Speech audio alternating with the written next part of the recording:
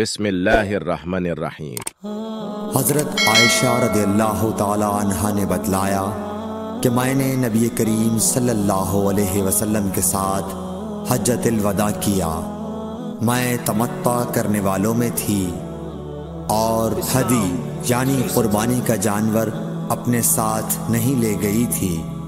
حضرت عائشہ رضی اللہ تعالی عنہا نے اپنے متعلق بتایا کہ پھر وہ حائضہ ہو گئیں اور عرفہ کی رات آ گئی اور ابھی تک وہ پاک نہیں ہوئی تھی، اس لیے انہوں نے رسول اللہ صلی اللہ علیہ وسلم سے کہا کہ حضور آج عرفہ کی رات ہے اور میں عمرے کی نیت کر چکی تھی۔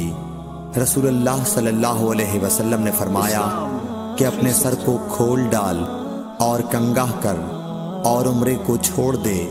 میں نے ایسا ہی کیا، پھر میں نے حج پورا کر لیا اور لیلۃ الحصبہ میں عبد الرحمن بن ابو بکر کو حضور صلی اللہ علیہ وسلم نے حکم دیا، وہ مجھے اس عمرے کے بدلے میں جس کی نیت میں نے کی تھی تنعیم سے دوسرا عمرہ کرا لائے۔